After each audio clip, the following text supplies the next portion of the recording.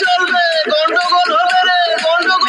हमारा से लड़ा मुझे खारी खारी चूल्हा लगे जारी। भोजपुरी का पावर स्टार पवन सिंह राजा हवे और सच में यह साबित करके रख दिलन पावर स्टार पवन सिंह की सच में पावर स्टार पवन सिंह भोजपुरी के राजा हवे और जब भी आई हैं तो भोजपुरी के राज करी हम पावर स्टार पवन सिंह। हम नहीं के कहते पावर स्टार पवन सिंह के फैंस कहलन और भोजपुरी सुने वाला कहलन। यह बात भाई आया यही साबित भी कर दिले बारन पावर स्टार पवन सिंह काहे कि जब से चुनावी डिप्रेशन से बाहर आयल बारन और जब से लगातार पर लगातार धन गाना लाद बारन जे पहले लाइल बुलकिया सड़िया ओकरा बाद लेकर आयल बारन और चूल्हा अलगे जरी यह गाना है आप लोगों के सामने।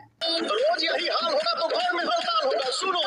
हमारा से लड़ा मुझे घारी घारी चूल्हा लगे जारी।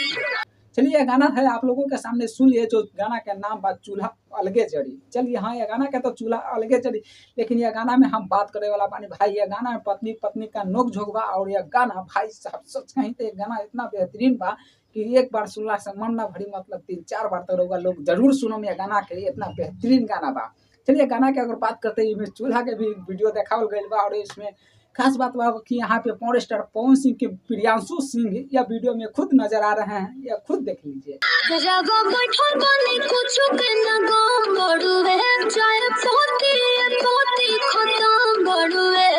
गाना में म्यूजिक देते हैं। अब बात करते हैं पावर स्टार पवन सिंह भाई साहब बोलबम गाना के तो बोलबम गाना से पहले बता देते हैं कि पावर स्टार पवन सिंह के गाना सुनले को जो गाना के नाम रहे रोवे ले रहुराई बस उसी टाइप का गाना एक आने वाला है बोलबम का जिस गाना के नाम होने वाला है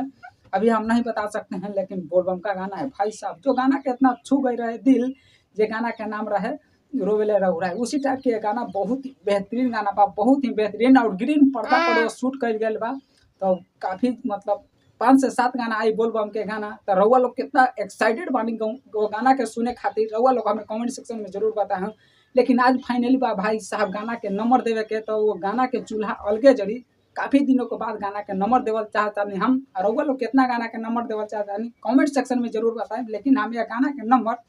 10 में से 10 देवल देता नहीं और रउआ लोग कितना देवता नहीं गाना के नंबर कमेंट सेक्शन में जरूर बताएं। लेकिन यह गाना के सच में भाई साहब जाइए और गाना को ढेर सारा सुनिए बहुत एक बार में सुनला से मन ना भरी मतलब 3-4 बार रउआ लोग तो जरूर सुनो ये गाना चूल्हा अलगे जड़ी। ये गाना आया है एक नया ही कंपनी से जे गाना के नाम बा जे कंपनी के नाम बा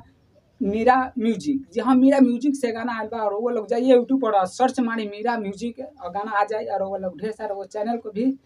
सब्सक्राइब कीजिए और लाइक कीजिए। साथ में अभी तक ये चैनल को सब्सक्राइब नहीं किए तो भाई साहब चैनल को सब्सक्राइब कर लीजिएगा क्योंकि हर नोटिफिकेशन सबसे पहले आई और कौन